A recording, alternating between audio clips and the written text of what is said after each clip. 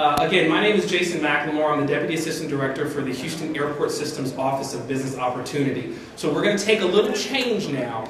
Everybody's been giving you a lot of information on the EPM. I'm going to change directions and we're going to talk about minority participation on the PMSS. So we're changing gears a little bit, so just so you have a little kind of tidbit of what we have to come. Now, this is the plan right now. So this is all in draft form, and when the PMSS draft RFP comes out, that'll be the final. But I'm just going to go over some very high-level things about those contracts when they come out. So just a little bit about the Office of Business Opportunity. We're basically here to promote the utilization of small, minority, women-owned, and disadvantaged business enterprise across all of the Houston Airport projects. That's construction, professional services, concession, supplies, and maintenance. We really are trying to improve the opportunities and try to create a level playing field, not just on the subcontracting level, but also on the prime, making sure that everybody has an opportunity to play on all of the different contracts. Another component of our office is compliance. So that's compliance with federal, state, and local regulations as it pertains to minority participation, the pay or play program, as well as prevailing wage rates once we get on the construction end of these projects.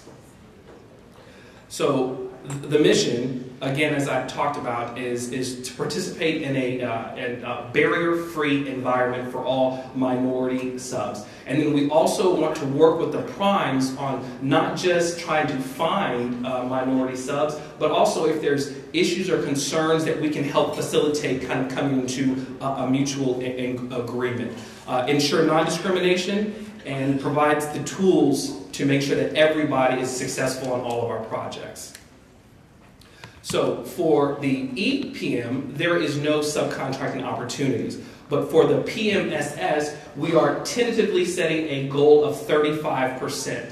And so when you start looking at putting your teams together, you understand that that's going to be on a competitive basis. So you need to be aware and make sure that when you look at your teams, try to be as diverse as possible, the different skill sets and different trades, because when you put those resumes or services or systems up, they're going to have to compete against the other winners of that contract, and so you're going to get a portion of that. So all of the teams, all your minority participation has to be able a wide swath of opportunity. So the big thing that I would like for you to take away from today, when you put your teams together for the PMSS, make sure that they are diverse in the skill set and the traits that you use. Good faith efforts. We all want an opportunity for minority participation, but these are not mandates, these are aspirational goals. If when this comes out and you just fundamentally cannot or feel you're not able to, there are some good faith efforts that you can go through, that you can submit to the City of Houston. They are on the website. If you go to houstontx.gov/OBO, there are some very clear opportunities to what you should do if you're having issues with the goal. If that is the case, before you do that, please come by my office. Let's sit down, let's have a conversation so that you can help and we can discuss what issues you're having pertaining to that particular issue. We've done a kind of an exhaustive study about this, and we feel confident that we have the minority participation to meet and or exceed 35% on the PMSS contract. If during the contract you've got to change or swap minority participation, you can do that, but that is a process that you have to go through. You've got to send a letter to my office that states as the reason. You cannot delete, change a minority participant without cause. You have to have a reason. There has to be a good reason. If they can't do it, they've got too much work and they're not able to perform, then let us know that. We definitely have to have a conversation. If it's a mutual split, then that's one thing. But there is a process. You just can't change without notifying the Houston Airport system. You have to put mediation clauses in your subcontract agreements so that if there is a dispute, we can go to mediation. Again, I spoke about the good faith efforts earlier, but please, before it gets to that, give me a call. Let's sit down and talk, and then we can discuss any troubles that you're having. Please, please, please have subcontractor agreements. There should be those contracts out there. You'd be surprised at how many times we've heard, well, we didn't have a contract, and we're just trying to make this. Please, please, please have subcontractor agreements with mediation clauses in there. Again, you have to abide by the Houston's equal opportunity employer, the mandate that the city puts out, and retainage for subs. You have to have retainage clauses in those when you pay back retainage. That's all I have, and I think, am I doing the questions? Yeah. Okay, so we've got Bob that's going to come up with two more things here.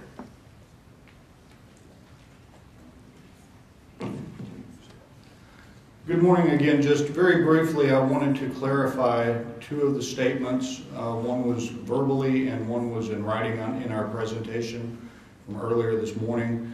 The first is the comment that I made with regards to we prohibit sub-consulting agreements on the PMSS contracts. Our actual policy is we prohibit all exclusive sub-consulting agreements. That does include the PMSS, but it applies across the board.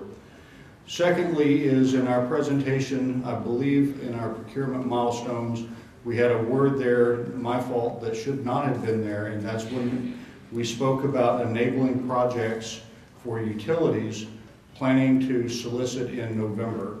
In reality, that is for all enabling projects, not just enabling utilities. And we are planning, anticipating to have at least 4 separate enabling projects as part of this package, and those include the following areas. One is utilities in support of ITRIP. The second is baggage handling system modifications in Terminal D. The third is the design and construction of a replacement hard stand for that hard stand at Terminal D. And the fourth is the completion of design and construction of a PMO building in support of the ITRIP. So I just wanted to provide those clarifications. Thank you. And Andre, thanks. Okay, we'll take questions excuse me, from the floor right at this point. And may I remind you to state your name and your firm. First question. This is how we started it last week. Yes, sir. Hi, my name is Chris Johnson. I'm with Parsons Corporation. I'm curious to know how the team plans to align the project management, various project management consultants across the various projects. Will there be geographic or project assignments, or will those teams be expected to contribute services and skills across all deliverables? Mr. Diaz. The exact answer to that question is we're going to bring the EPM on board, and I'm going to be listening to the thoughts from the EPM on that matter. But let me suggest that there are a couple of models. Fundamentally, think of it this way. Very often we in the public sector get criticized, and appropriately so, by the leadership of the city, because we take these contracts and we take out these monolithic contracts and we just issue one contract. And then it's difficult for minority firms to bid on these, or others, small business to bid on them, because they're just so big. And so we are always encouraged to break these things down. But once you think about breaking a project down, or forget project, construction contract down, when you're at that level, you're going to break up the construction contract. Then you have to have the management resources to manage across, as you say, those contracts, and basically integrate them and deliver them as one project or one contract.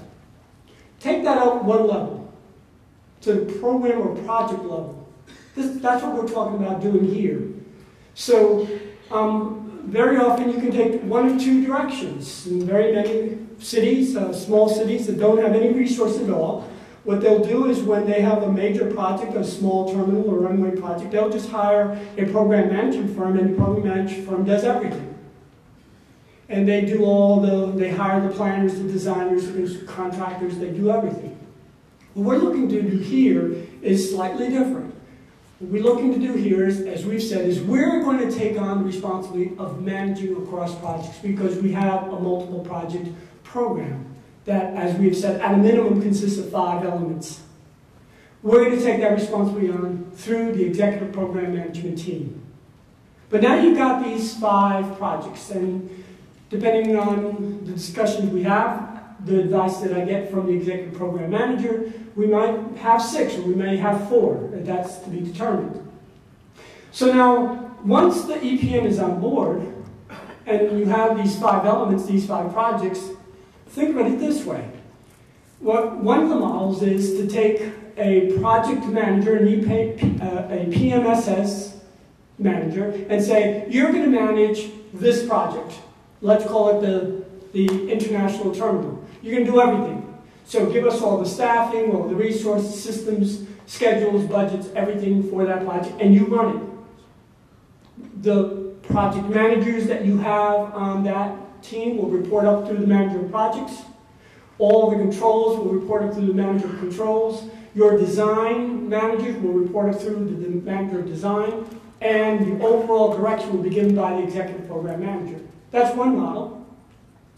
Another model would be to say, well, we're going to integrate all the teams into this large team that we're going to house in the project management office building. And we will manage across all projects. So we will have multiple project managers that will manage the FIS, will manage the terminal building. From one program management team, we'll have at the sub-project level, project managers from another program management team because it's one integrated team. So I would say that there's a possibility for both at this point, but what we actually decide on will be dependent upon the advice that I finally get from the program manager, executive program manager. And right now, the thinking is that what really makes most sense is to hire the PMSSs to do full project management all the way down. And if we have, let's say, multiple project managers, so we'll have PMSS firm A do the FIS, B might do the international terminal, A again may do the roadways, B may do the airfield. That's how we are thinking about it at this point. Thank you. Any other questions, please raise your hand. Yes, we have a question. Good morning. Rick Neal, General Manager for Westfield.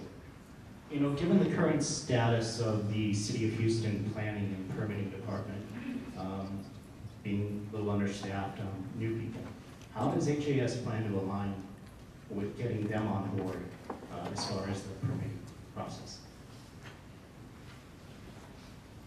We fully look to work with our sister department. We think that they do a good job. We're going to help them do a better job. We will dedicate whatever resources, whatever is needed to assist them in helping us to make this a successful project, because at the end of the day, this is not about just aviation, this is not just about public works, this is about working together to deliver a major asset for the city.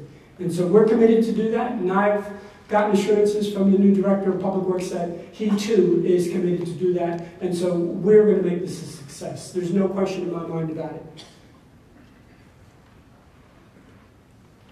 Yes, sir.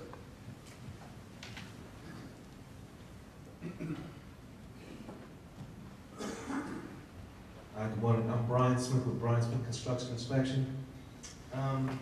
It sounds like there's going to be one EPM. How many PMSS teams will there be? Do you know? As Mr. Barker said, there will be at least one. There will probably be more than one. How many more, we've not decided at this point. There may be 2, there may be 3, there may be less than 10. Is the quiet period also for the PMSS, or is Yes. it just for, No, I'm corrected, just the EPM. just for the EPA? Let's bring the expert up. We actually had that correct in our notes at the end of the presentation, but the quiet period relates to the EPM services. The quiet period for PMSS will begin on the 10th when we advertise that particular project. But that's a fair question, thank you.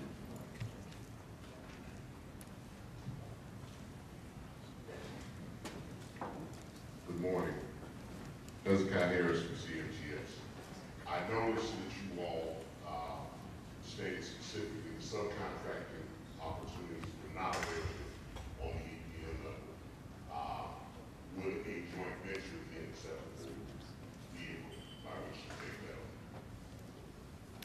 that? Let's talk about that for a moment.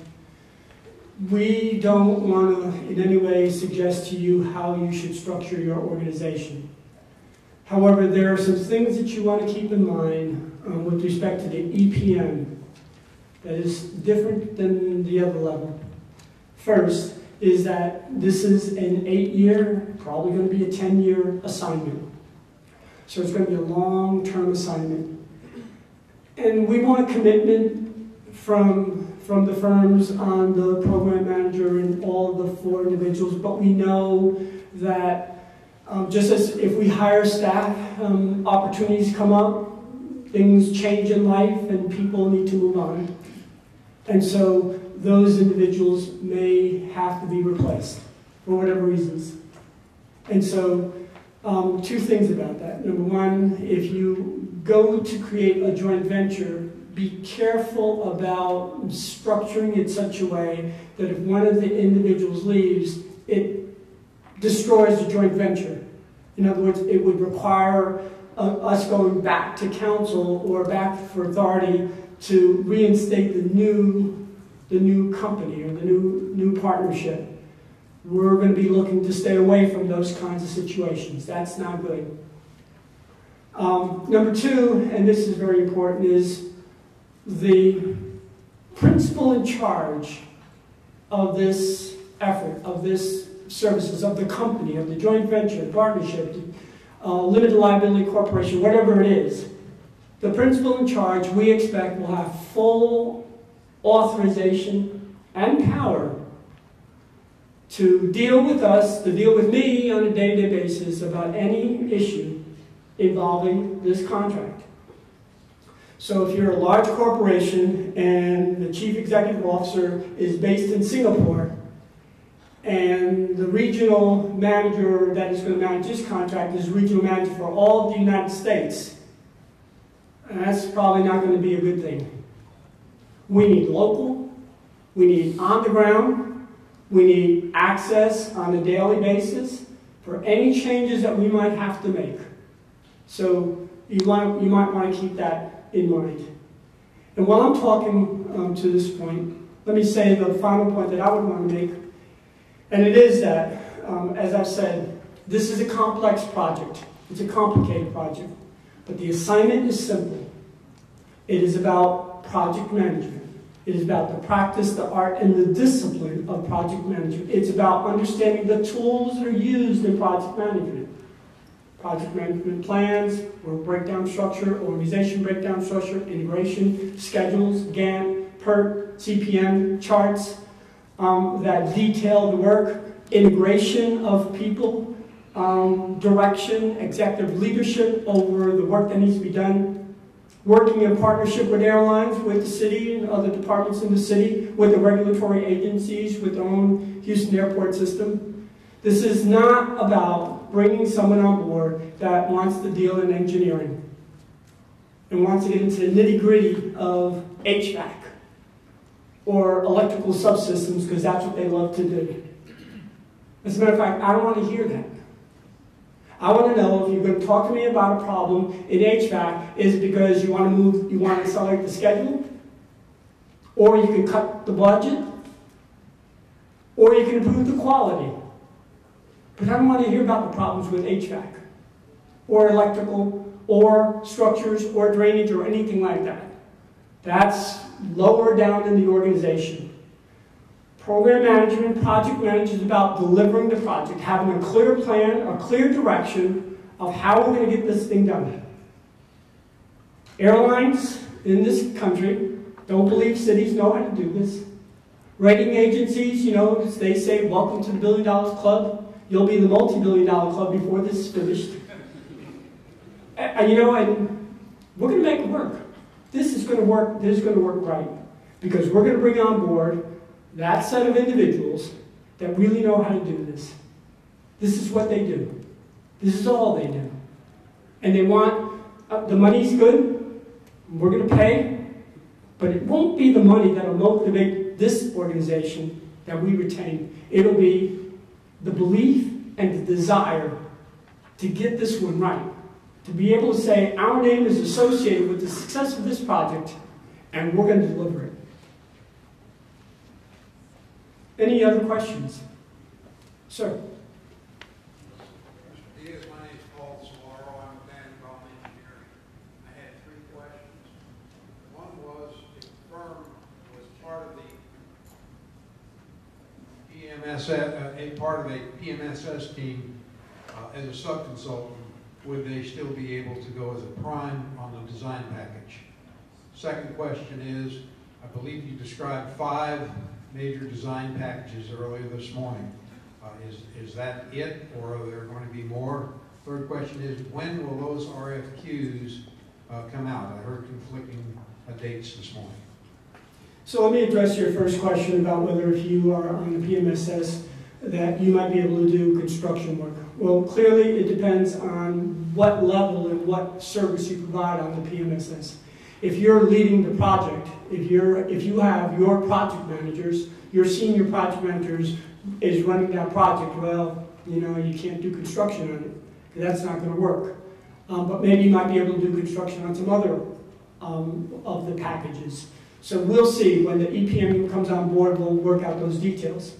With respect to the number of packages, the 5, as Jared has said, please read the PDM.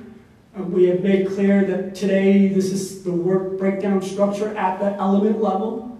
That's as far as we've gotten. So we've got the program, it's the ITRIP, it is the full redevelopment of the north side of George Bush Intercontinental Airport from Terminal A, not including Terminal A, but everything east is going to be taken down and replaced. That's the program. The 5 elements, the first level of breakdown in this work breakdown structure, we have figured out to be those 5 packages. However, the EPM may come on and say, you know, there's probably a better way to break this work down. And so we will always, I mean, that's what we're paying this firm to do, is to think outside the box and think through whether we've gotten that first level of the work breakdown structure right. And if we don't, we'll change it. With respect to those packages, again, all I can tell you is that we have the enabling projects package ready to go. We even have the international terminal project ready to go. But I cannot release the, well, the enabling projects we're going to release in November. We'll release in November ahead of the EPM team. But these other packages, I want to make sure that we have at least the EPM team on the ground ready to take control of these packages, these design packages in any event, before we actually release them or bring the firms on board. Because look, to negotiate with these architectural firms, engineering firms, for these massive projects, to make sure that we focus and we have clarity about the expectations in those contracts requires dedicated people, dedicated thought, time, and consideration to do that. And I got to tell you, I don't have the bandwidth today to be able to do that. I won't have the bandwidth to be able to do that until I get on board at least the EPM team on board. Thank you. I understand that, and I understand that's what you said earlier, that you wouldn't move on those design packages until such time as you had your management team in place and ready to go. Now, what is this EPM package that you talk about that would be in November? I'm not sure I understand. No, the package in November is going to be the enabling projects. We had to schedule it. It's the enabling projects in November. Yeah, why don't you bring that? So the EPM is what we're today talking about releasing this afternoon. The PMSS is, as Ms. Mann talked about, releasing in 2 weeks. And then the enabling projects is November. That's the package. That's a design. It's an engineering design package. It's really the design package for the civil and the the elements that Bob, why don't you come up and explain those again? The enabling projects are to complete the design and construction of a PMO building to support the ITRIP, to complete utilities design and construction that are required to support the new Terminal C North as well as our Phase 1 of Inlet, the baggage handling system modifications in Terminal D, and the design and construction of a replacement hard stand for Terminal D hard stand. Thank you.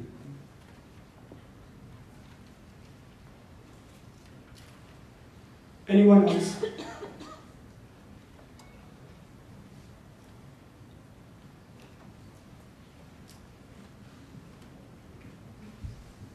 Jason Freeman of CBIC. The question is on the EPM, the 5 resumes that are anticipated for that program. Are you expecting those 5 candidates to be exclusive to one offerer, or will those resumes be submitted with other teams? How are you envisioning or anticipating that to happen? So we're going to make one contract award for the EPM. We are asking for the 5 key personnel that are going to be proposed in order to accomplish our goals. So, if I understand your question, if let's say that I am just the best manager of controls, there is none better, and company A comes along and says, you know, Mario, we'd like for you to be on our team, I'd say, sure. And then someone else comes and says, hey, we'd like to hire you on our team. I say, sure. And the 3rd, and the 4th, and the 5th, and the 6th, and they all have me, and I'm going to get the contract, I'm good. Yeah? But we will be hiring one firm that will have me on it. But if they get the contract, they better have the person. I will tell you a story. This is a true story. This is a true story. In my early life, doing program management, I was working with the Port Authority of New York, New Jersey. And we were in the process of redeveloping Newark International Airport. It was a $1.8 billion program, I think, at the time. And so we hired a program management firm. And, got the PM. And I'm really excited. We set up offices on the 14th floor of the World Trade Center at the time. And, it was Monday morning, and, the PM walks in, and I look at the individual, I said, who is this? So the guy introduces himself, says, hey, my name is so-and-so. And I said, well, come on in. And he had his team behind him. We went into the conference room. And I said, well, where's the program manager? He goes, oh, he broke his leg. And I'm filling in for him. Really? Well, what are your credentials? Well, I manage a chocolate company. I'm an executive. You need an executive, What's the difference, right? And I said, I don't know. Maybe there is no difference. Maybe there's a whole lot of difference. It turned out he wasn't the right guy. Get the point?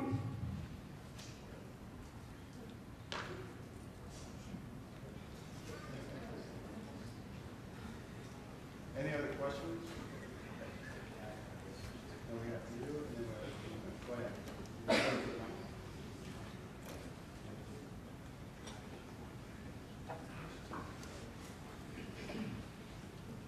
My name is Greg Harris. I'm with Houston Wine Consultant. Mario, in your repertoire, how critical is local presence on this project?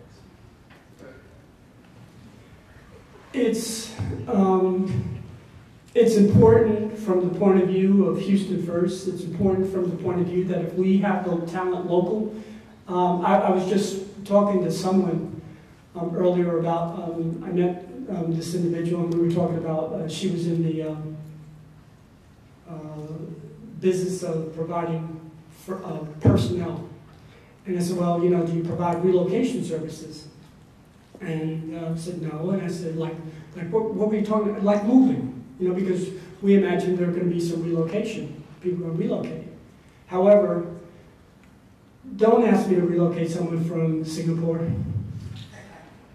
Don't ask me to relocate someone from Beijing or from Croatia. I don't have a problem with Boston or Seattle, New Mexico or Miami or San Francisco. So we're looking for the best people, preferably locally. But if, and I imagine that this city's got some very, very good people, but you know, like with every other resource in the city, it is being tapped out. Whether it's concrete, steel, and human capital. Intellectual capital is being tapped out too. And so we're going to have to recognize that some of these people are going to have to come from outside of the region, and I'm okay with that. But we do think Houston first.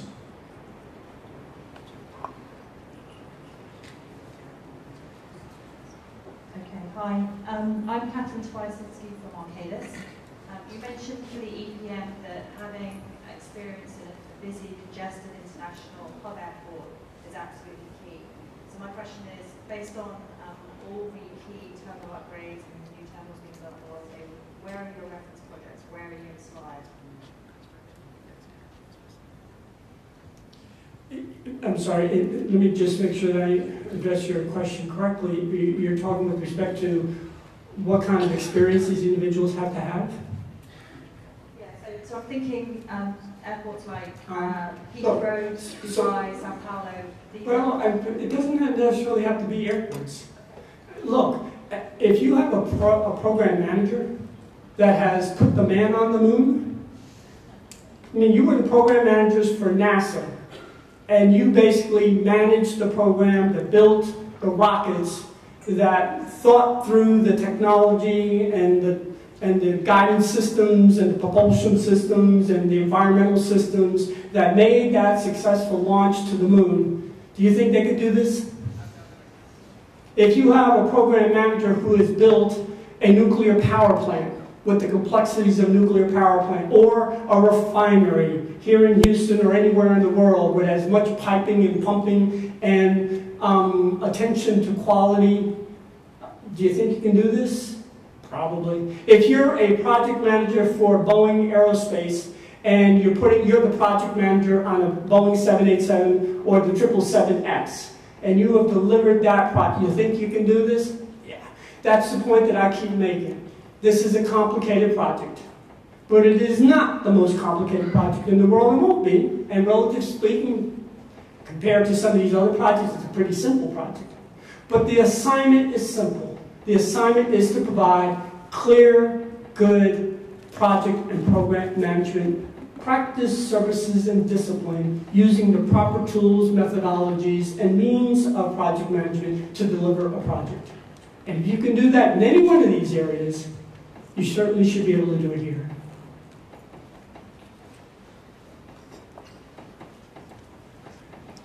Brian Smith again.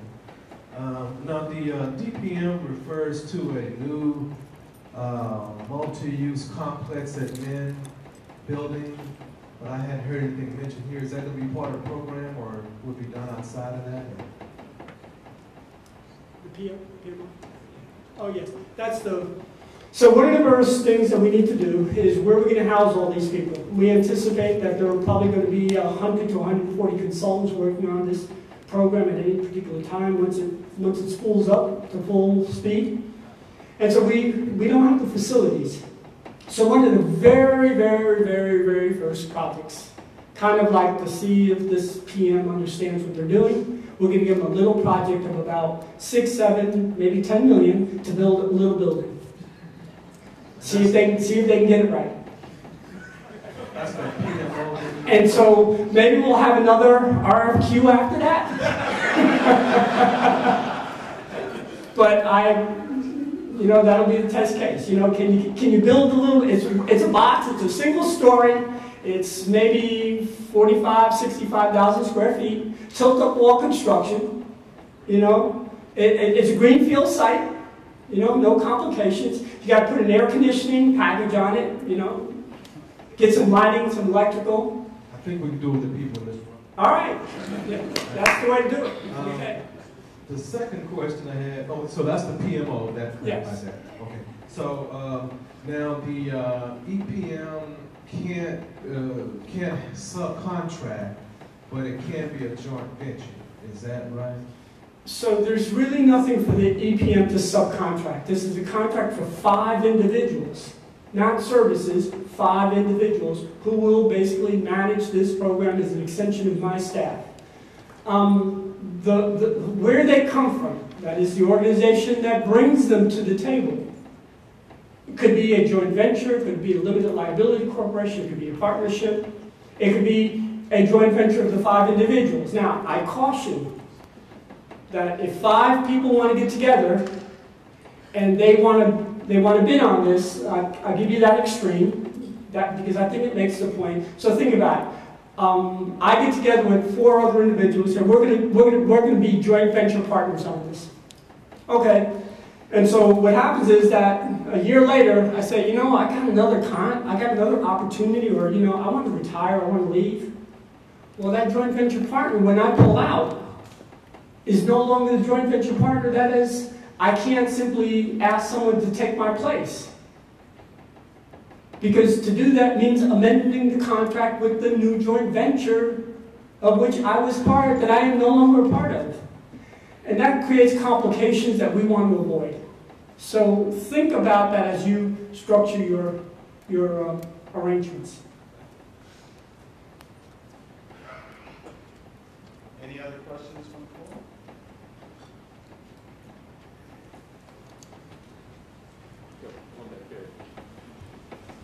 Chris Johnson, Parsons. This is probably premature, but indulge me. Have you given any thought to the percentage of work that will be allowed to be self-performed by CMOs? Thank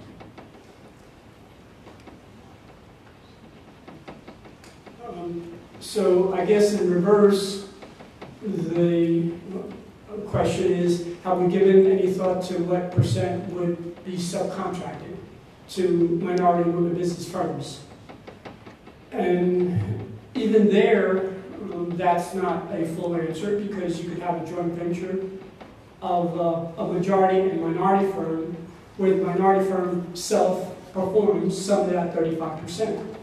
So I don't know that we can really answer that question. Today I would say that it's 100% if you had a joint venture firm of a majority minority firm, and the minority firm were to perform all of the minority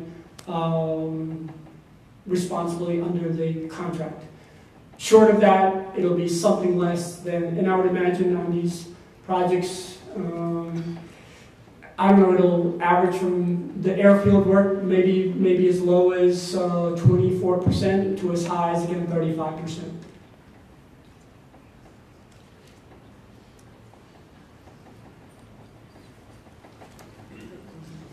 If there aren't any other questions, I'm going to bring up Lance Little, the Chief Operating Officer for the Houston Airport System, who will bring the closing remarks.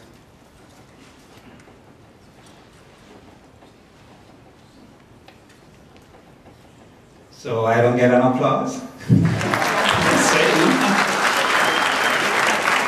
Thank you. And I'm just saying, Ray, come on. So just to reiterate, to recap some of the things that were said earlier, as Jared pointed out, and Bob and Mario, this project is, of course, a very complex project. You've heard that word, complex, complicated, several times throughout the presentations.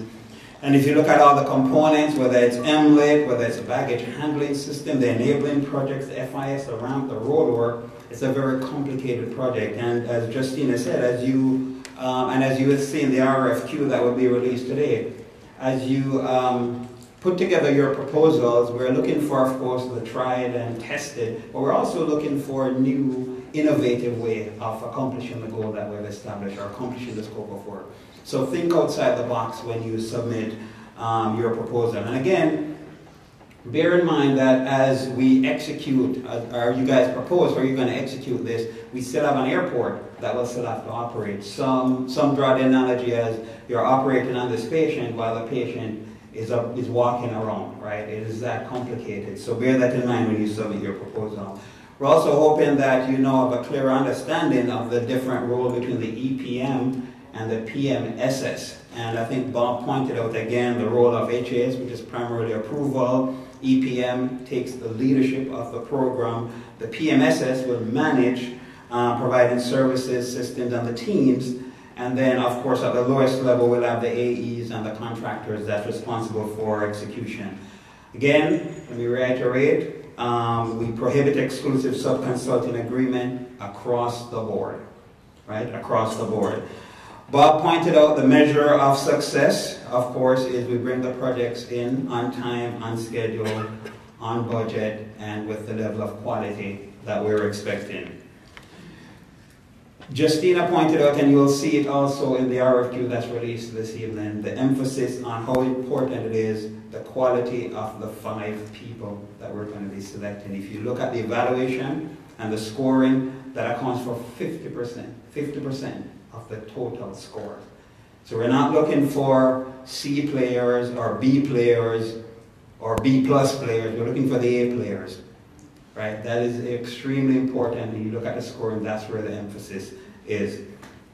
Again, as Justina said, you can, because this question came up several times last month, you can propose on both the EPM and the PMSS. However, you can only win one, but you can propose on both of them.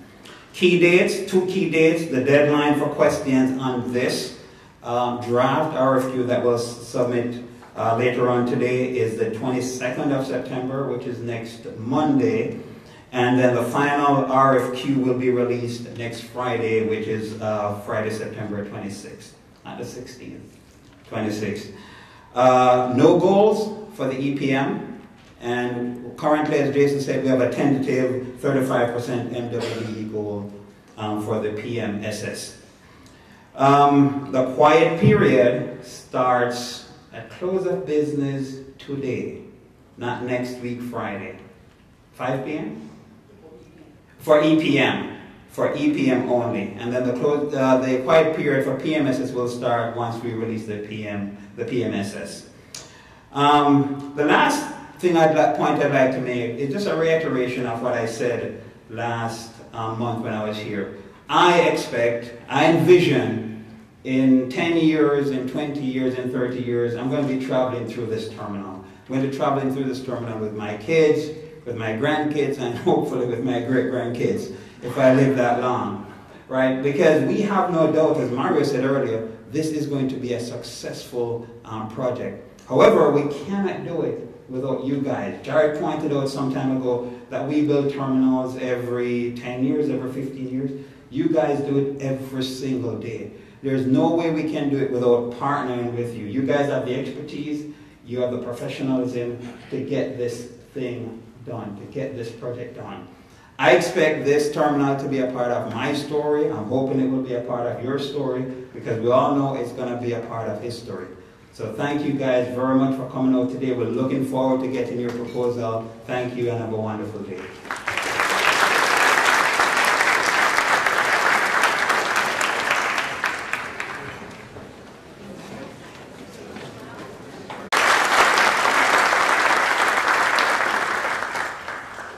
Thank you, Jason, and thank you all for coming out this morning. I think the fact that there are so many of you here representing this industry is a reflection of our ability to create the expectation for the work and the importance of the effort that we're about to undertake. You know, we defined the mission of the Houston Airport System to connect the people, the businesses, the cultures, and the economies of the world to Houston. And we can't do that when we don't have the facilities to grow those connections. And we don't have the facilities where our passengers can benefit from the comfort and the efficiency of the facilities that we need to provide them and the services we need to provide them in order for them to enjoy the trip and to feel comfortable and to feel productive while they're traveling. This assignment, the project is, of course, complicated. It's a complex project, but the assignment is not. The assignment is fairly simple. It is really about the art, the practice, the discipline of project management. It is about understanding how things need to be arranged, need to be organized. It's about creating an environment in a team that is going to pull together, that is going to make the airline, the airport, the city, the agencies all feel comfortable that we can do this, that we can do it with the scope that's intended, with the schedule that we lay out, the budget that we have, that we're going to be efficient and effective about the use of every dollar on these facilities. We're going to deliver them on time. We're going to absolutely be safe about it. There can be no question. And so what we want to do today, fairly simply, is we've met with you before, well, at least one time. We've not received any questions, and so that's perhaps a good thing, perhaps not. But what we want to do today is we want to actually release to you the draft of the RFP, but in draft format. We want you to take a look at it. We want to make sure that we have been clear about what it is that we expect, our expectations. It will be an opportunity for you to look through it and make some recommendations, changes, or perhaps clarification of the points that we make in this RFP.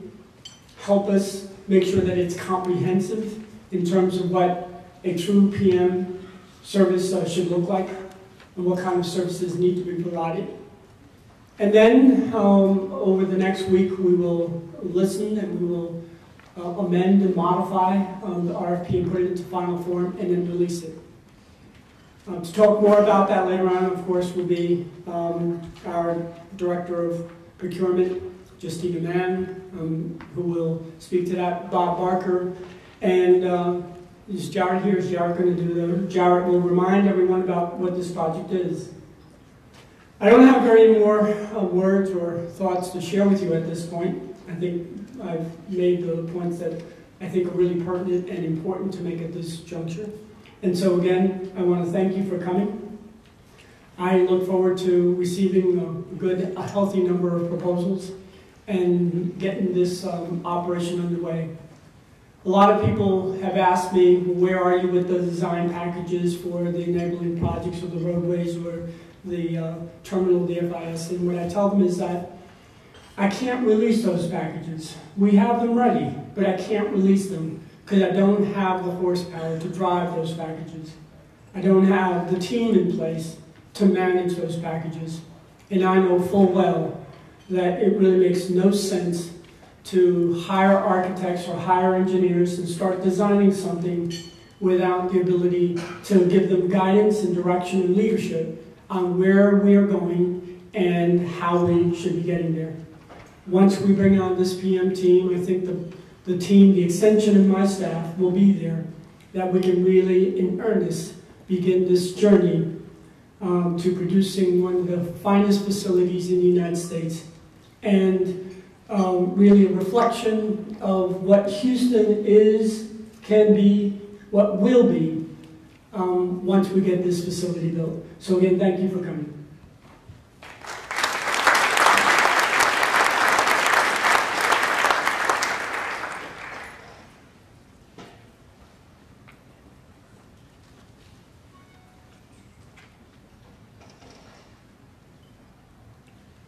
Good morning. My name is Jared Simmons. I'm Assistant Director of Aviation, responsible for planning for the Houston Airport System. Director Diaz wanted me to go over again the scope of the program and the various packages that we will be releasing. First thing, I've met with probably half the people in this room, but first thing, how many people in this room have read our program definition manual for the program? That's not a good thing, because when you come to meet with us, when people come to visit with us, that's one of the questions we ask them. And of the hands raised, I only saw about 20% of the people in this room who raised their hand. This is a 450-page document that's the core of this program. And we expect the people who are bidding on this program to understand, fully understand the scope of this program. How many people have been to our website where we have material about this program? A few more hands. Last Friday, we published on this website our Utilities Master Plan, which is another basis of this program. And how many have read that document? About 10 people in the room. That's a 250-page document that has a lot of detail. So we publish everything. We've been very transparent in this program. Every session we've done, we videotape and we post it on our website, usually within 48 hours of these sessions. Every presentation we've given, and every document that we've released is on there. So I encourage everyone to go on our website and to upload and to view these documents in detail. Because when we have the interviews for each RFQ package, we will ask detailed questions about these documents to make sure you understand the scope of our program. But at a high level, let me go over the major packages that we're going to release. First, let me talk about United's program for the new, well, what's called B North, but they're now calling it the new C North, which will replace the current Terminal C. United is underway, and their team is rapidly working on the design for this new concourse, and they actually will be having a session in a couple weeks for companies interested in bidding on some of the construction packages. I believe that will be held at Humble Convention Center in a couple weeks. You can contact United for more information. That project will then make way for us to demolish C North. When we demolish C North, we will also demolish roughly half of Terminal D and begin construction on a new 15 wide body gate terminal that will include 4 Everest 380 gates. It was part of this package. The terminal will be one package. The terminal will have a design package and it will have a CMAR package. We also will release a separate package for the apron. The apron package will include the pavement, hydrant fueling, and other infrastructure. There will be a design component of that and a CMAR component for that. The third package will be a landside package, which will include roadway. The roadway improvements we're doing aren't just replacing the current roadway. We're adding lanes. The new terminal will be set back a little bit more than 100 feet north of the current terminal. This will allow us to add direct dedicated roadways to Terminal C, Terminal E, and Terminal D, and also a pass-through roadway.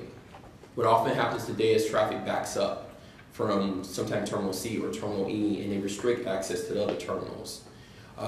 In the end, we'll have roughly about 8 lanes, with at least 2 lanes dedicated to each terminal to prevent one terminal backing up another terminal.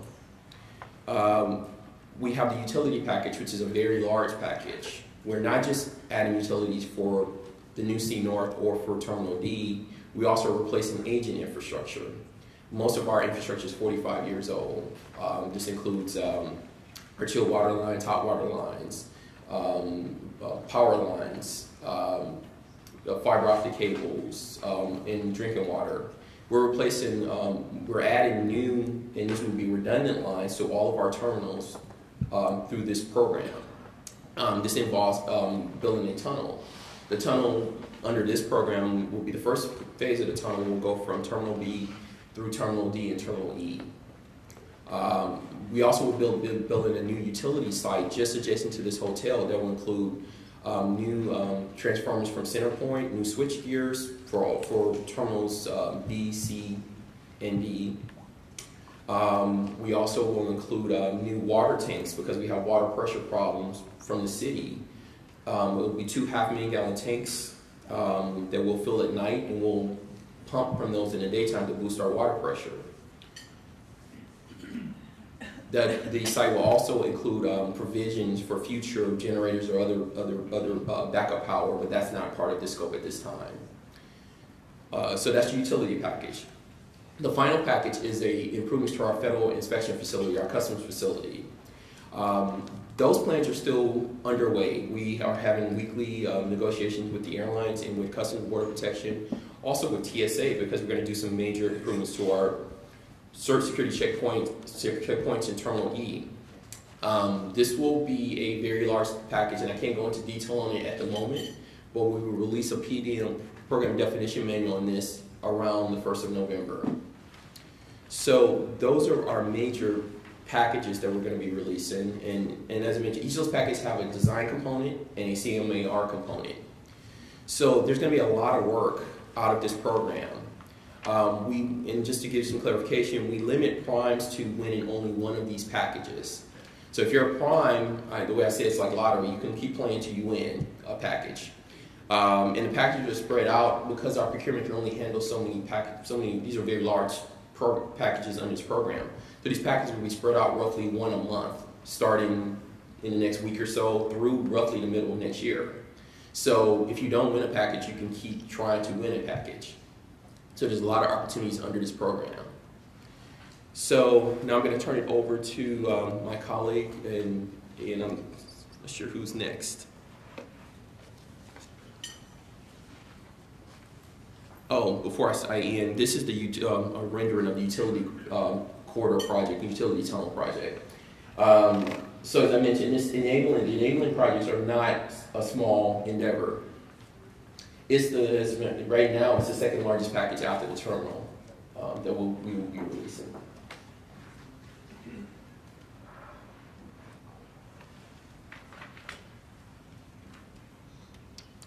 One other thing I want to cover before I leave is the phase-in. This is our preliminary phase-in, even though this is subject to change once we bring our designers on board and our for the terminal on board and our CMAR for the terminal on board. But one thing we need to stress is we're looking for companies who have experience in dealing with very congested, large hub type airport projects.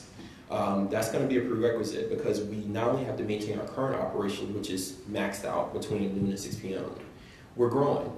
In the next couple of months, we're going to receive a couple of new carriers. And in the duration of this program, we're going to receive many new carriers. So we can't stop operation. We can't shut down gates. We have to maintain our operation through the duration of this program.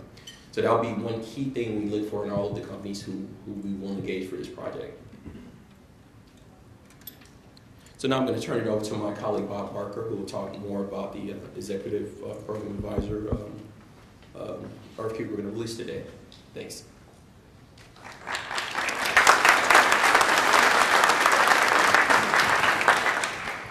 Thank you, Jared, and good morning, everyone. Start out with the 7th inning stretch type question. The question is if this is your first industry day that you have attended, meaning you did not attend the one that we had on August 20th for the executive program manager, would you please stand so that we know who we're talking to for the first time this morning and sharing information. That's great to see. Good, thank you very much. What I'd like to start with this morning is a quick overview of some of the information that we did provide on August 20th, but not for the purpose of necessarily providing it the first time, but to emphasize what our program management model is and then talk about why. And then we'll get down to another layer of the onion and specificity. First of all, as depicted here, we have two opportunities that we're discussing today. The focus is on the executive program manager who will directly report to our Director of Aviation Services. The executive program management firm will be responsible for my term, soup to nuts, successful delivery of the ITRIP. Supporting the executive program manager will be more than one program management support services team. We have not decided if it will be 2, 3, it'll probably be less than 10, but it will be more than one program management support services team. They are responsible, as indicated, for the management and execution of all of the projects that comprise the ITRIP as a whole. So why are we taking this approach? And Mr. Diaz eloquently put this, I think, at our first industry day. And so to emphasize that, in a perfect world, perhaps if we were a private company and we could match payroll to quality requirements of staffing, we would just create new positions at the executive level and hire a team to manage this program for us. Unfortunately, that's not reality, and that's not the environment we operate in. So our best solution is to create an executive program management consulting role that will work for the Director of Airport Systems and provide that staff extension necessary to successfully deliver the program. That is the role of the EPM. Now, supporting the EPM, the Project Management Support Services, is a typical project management delivery mechanism of all of the system services and staffing that are necessary to deliver the individual projects. At the end of the day, we think that this is a successful program model for the reasons said. And then secondly, and as important, this model does in fact increase business opportunities for those firms specifically located in the Houston area and throughout the industry. And I'll go into that in greater detail as well. So the organizational approach, and a lot of you have seen this before, for the executive program manager is to have a single executive program manager that has 4 direct reports. And those 4 direct reports will be a design manager responsible for all designs, a construction manager, again responsible for all construction efforts, a manager of projects. So all of the individual project managers that we may have down at the PMSS level would be reporting to this individual. And finally, a manager of program controls that is responsible, again, soup to nuts, for adequate and successful program controls throughout the entire ITRIP. And as depicted, the individual PMSS firms will then be supporting the EPM in executing these responsibilities. So what do the scopes of services look like? And this slide that is up now has not changed since the first industry day. So I'm not going to read through this bullet by bullet. The takeaway is that all of those individual roles and responsibilities that you would anticipate in successfully managing a multi-phased complex capital program is what we expect the executive program manager to do. There is very little in the scope of services that says advise HAS or support HAS. Our expectations are the executive program manager is serving as an extension of staff. We expect the executive program manager to perform those functions and deliver program success. The next slide, as you might have already guessed, is for the project management support teams. The takeaway from this slide is, at the project level of the individual projects that comprise ITRIP, we anticipate the PMSS firms to provide all of the systems, services, and staffing necessary in support of the EPM to deliver the individual projects. So that all sounds wonderful, and so now to help translate that. In your handout this morning when you registered in your folder, you should have received a draft document that, depending on which printer it came off of, is either 11 or 12 pages long. And it's titled Houston Airport Systems ITRIP, and it says up at the top that the purpose of this exhibit is to differentiate between the roles and responsibilities of the EPM and the PMSS firms. And so I thought this morning I would go line by line through this so that there's no questions. No, I'm not going to do that. I have people glaring at me already. But I do want to provide a few examples, just to get everyone's thoughts aligned and perhaps me this morning, because I've only had 1.5 cups of coffee to get our thoughts started. But this is critical for everyone to have an understanding of how we are differentiating between the roles. Obviously, because if you're interested in the business opportunities, you need to understand that.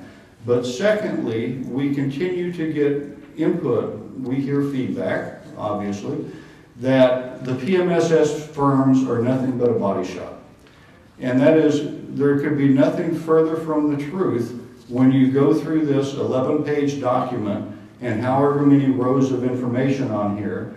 The takeaway clearly is that the PMSS firms have a lot of responsibility, and they are expected to be responsible for project execution and delivery success.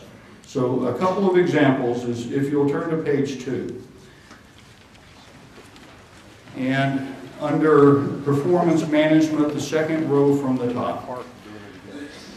The executive program manager is responsible for developing program performance metrics. That's right.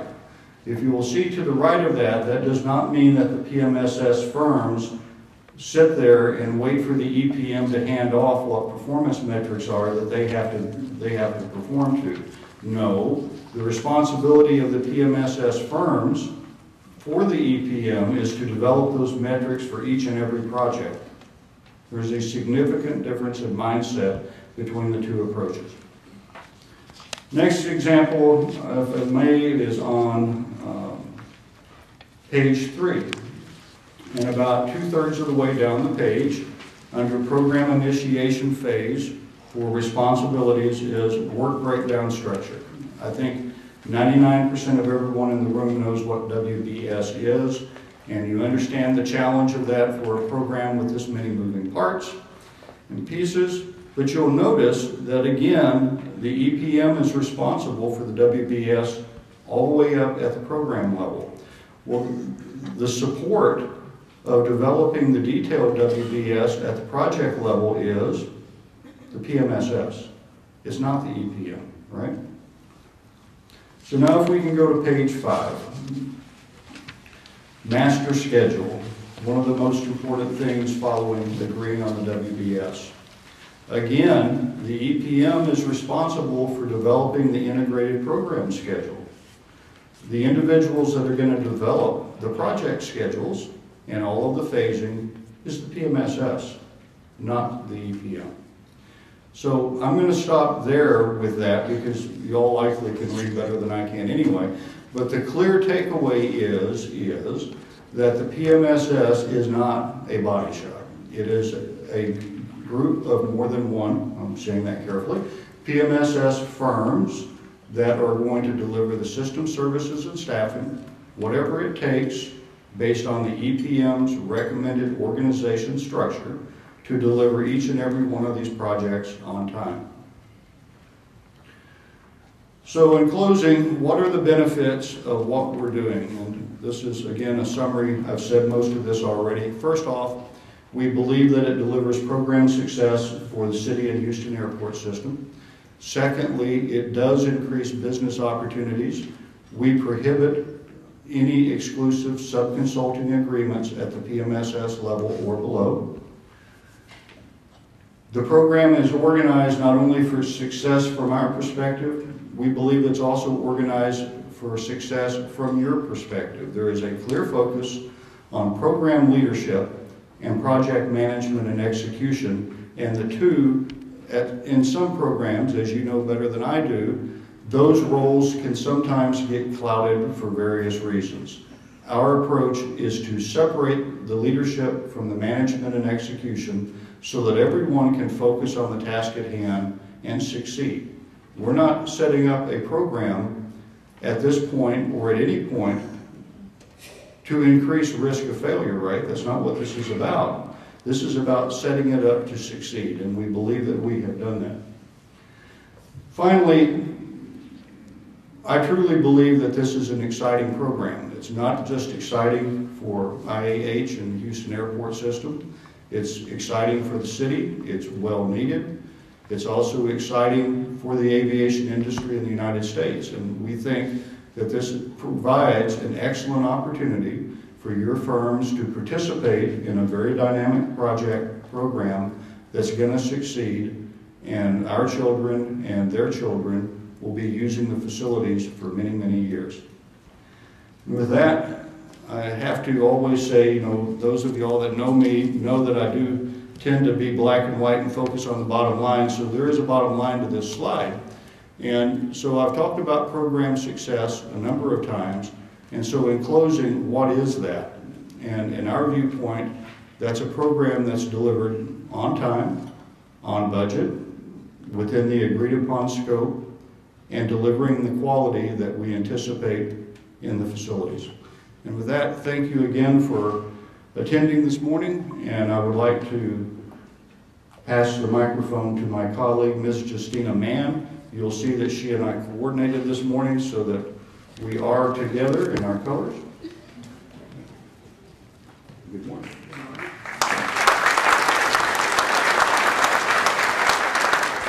Thanks, Bob. And thanks again, everyone, for coming out. Again, this is our second industry day. The major intent is to make sure that we're transparent. We make sure we manage your expectations as potential proponents and give you as much information as possible to increase the likelihood of success for this very important program. You will have heard in a lot of the conversations today, we're talking about EPM as well as PMSS. Now, when I get to the procurement part today, I'm going to be talking about the EPM, request for qualifications.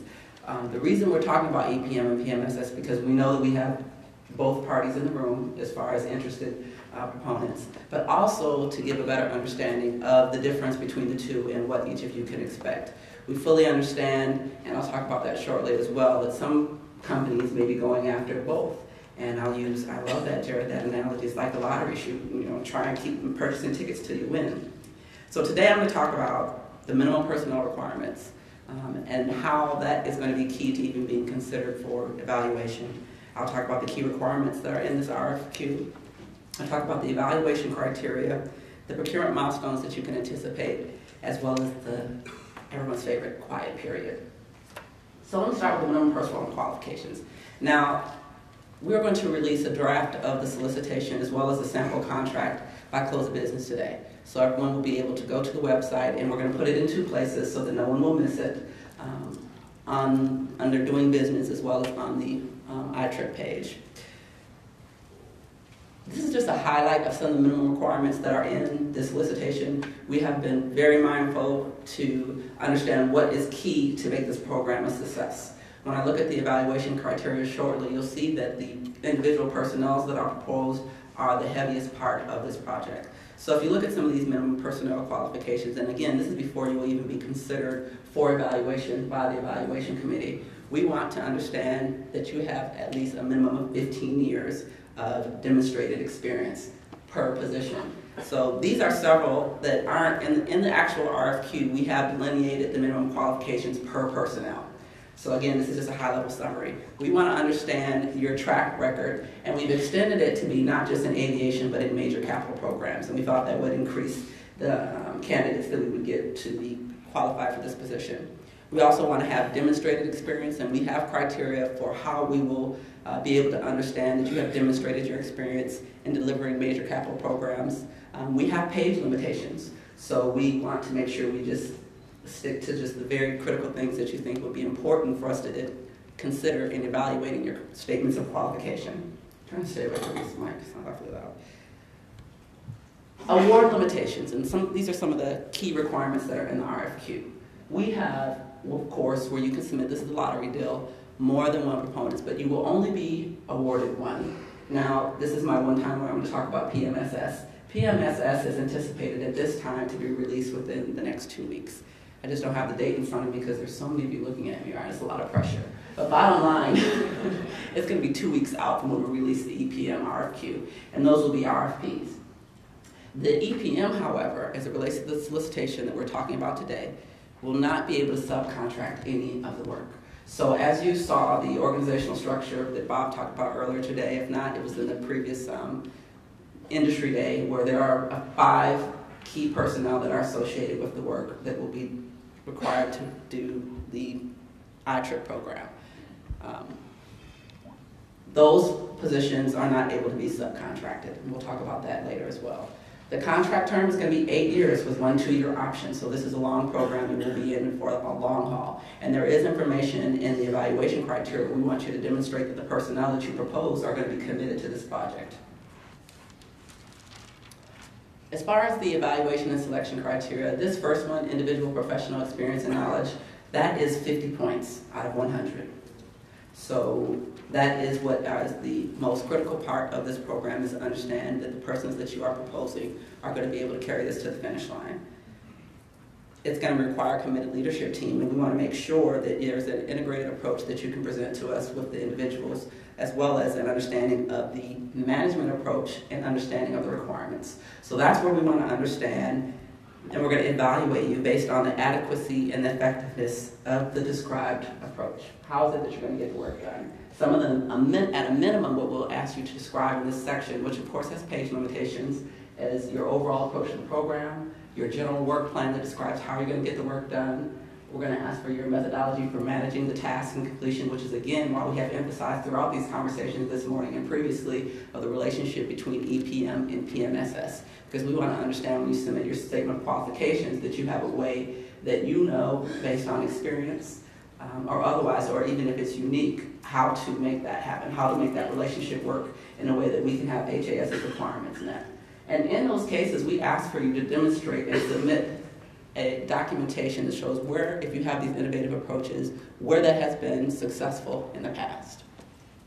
I want to very quickly go back to the individuals, professionals. We're going to be looking at, as a part of this evaluation, not only the resumes, which we have a prescribed format, as well as candidate data sheets, but we also are looking for references. And we have prescribed in the solicitation very specifically who we want those references to come from. And I believe there's a total of 9, correct me if I'm wrong, very good. 3 from previous supervisors, 2 from peers, 2 from subordinates, as well as 2 from clients. So all that information will be taken into consideration, as well as, if it's appropriate, and I'll talk about the stage 2, which is the potential interviews, where we will have an understanding of, you will be able to interview the candidates if it's appropriate. Again, in the management approach, we want to be able to understand and have you describe how you'll achieve the project or program objectives. As far as the team track record and experience working together, we will, in this section, look at the team that is being proposed and if they have worked together. Now, we have described at a minimum, but we want to understand where 2 or more team members have worked together to successfully deliver a major program.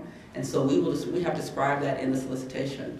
You know, we put this RFQ, we will put it out this afternoon for feedback, but I will ask that you review it in its entirety, as well as the sample contract, because these are going to be the things that not only determine who will be the successful proponent, but how the relationship will be governed from a contractual standpoint. So I see in a lot of conversations where people have reviewed the request for qualifications, and that was what their emphasis on, because that's going to be submitting their proposal or their statement of qualifications. But the contract, the sample contract, is equally as important. And we work with our legal team to make sure that we have something that helps you understand or anticipate what the requirements are and how we will engage you from a contractual standpoint. So I would ask that you make sure, and if you have any questions about the sample contract, even if it's your legal team separate from your business development team that's reviewing that, and give you some feedback, because we would very much expect that when we get to the point of this effort, that you have asked all of the questions, so that when we get to negotiation, there will not be a lot of problems around language in the contract document. Jason has given me my cue to slow down a little bit. Sorry, I get very excited about this. We've been working on this for some time. Very good. There's a couple of speed listeners in the audience. But for the team track record, we want you to provide, at a minimum, a narrative that describes the team's track record of meeting deadlines and working within a budget, their systems and processes for ensuring quality and timely performance on similar projects, specifically major construction, their understanding of our need, the city's need, as well as the team's approach to this project, and the team's working relationship. So that again will have some page limitations. We want to make sure we just get the crux of it. For the RFQ selection process, we will go through and review all of the proposals, the statements of qualifications, and we will determine the top ranked proposals that are most likely to receive an award, and we will develop a short list if it's appropriate. Step 2 is where we'll have the oral presentations and interviews again if it's required. And then the final step is where we have the contract negotiations. Now, while this is a request for qualifications, it is not a engineering contract. So it may be the case that we ask you for your billing rates or your cost multiplier in the conversation. You'll see that in the draft. But we will be negotiating price after recommendation for award. Here's where I want to give you an overview of the procurement milestones. So today, of course, is our second industry day. We are asking for you to have feedback by Monday, September 22nd, by 4 o'clock as a matter of fact. We want to be able to receive that feedback, and we want to be able to incorporate any changes that we deem appropriate into the final draft of the request for qualifications, which will be advertised on September 16th. Which is a Friday. September 26th, please excuse me, which is next Friday. So we're asking you to have a tight turnaround on the review, but again, we've had several conversations, and I'm sure everyone is anxiously anticipating this document, and we'll dedicate some resources to make sure you give us some quality feedback. I will say that we will post the responses to the request for qualifications, anyone that submits them as it relates to the draft, and we would appreciate if we respond to those questions that you don't have to ask us again on the request for qualifications that's finally delivered, because it makes my numbers jump as far as the number of questions that were asked. So we'll do our best to answer the questions and making them an authoritative response. We will have a pre-proposal conference that will be on October 7th, and that will be at the Supply Chain Management Building. All of that information is in the draft RFQ that we'll be publishing this afternoon. And we'll expect that your proposals come in November 12th, which is a Wednesday, which is also a day after a holiday. Right now, based on the schedule that we have, the procurement schedule, we anticipate roughly February 4th where we'll have city council presentations. So again, that's just a target. We're asking again that you review these documents in their draft format so that when we get to the point where we're ready to recommend an award, make negotiations to get to a successful contract, to get to council, that we're able to meet these deadlines, because it's very important that we get these services on board sooner than later. And so we will anticipate then a notice to proceed by February 18th. It was mentioned earlier that we don't have all of the dates for all of the programs because we really need for these resources to be identified for the EPM and PMSS. So this is roughly just to give you an understanding of the different projects that will come on board. Of course, the PMSS, we're going to try and release that on October 10th. That's that 2 weeks I told you guys about. And then we have November for the A&E as well as CMAR for enabling utilities, and that's 2 separate solicitations. The CMAR terminal and these other projects will also have multiple solicitations as well. But this is pretty much the rough order that we have right now without the management team coming on board and giving us a strategy that is different from this. So this is just to give you an overall understanding of the scope of the procurement engagements. No contact period starts this afternoon, close of business. As soon as we advertise the request for qualifications, which is what it says in the code, once the project is advertised, then we begin the no contact period. Any questions related to the draft solicitation or sample contract or about the program in general need to be submitted via email to Mr. Andre Morrow. And Andre, could you please stand just so they have a visual? Andre Morrow is going to be the Senior Procurement Specialist who is responsible for this particular request for qualifications.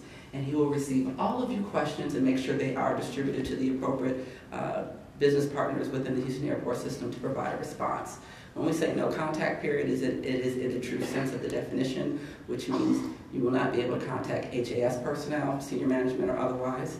You will not be able to contact a city council. Not only yourself, but anyone that lobbies for your company should not be talking about this program as well. It would have implications on your ability to be considered for award. So your safe bet, of course, and what you're actually supposed to do is submit any questions regarding this project to Mr. Andre Morrow, who is our Senior Procurement Specialist. That is the end of my presentation. If we have questions, of course, we'll answer them at the end. Right now, you have a refreshment break. I talked pretty fast, and everyone else gave you a lot of information, so you can go talk about us in the hallway and then come back and ask questions after Jason's presentation next. All right, thank you. And we're coming back, I'm sorry, at 10:45, not 11 o'clock, 10:45.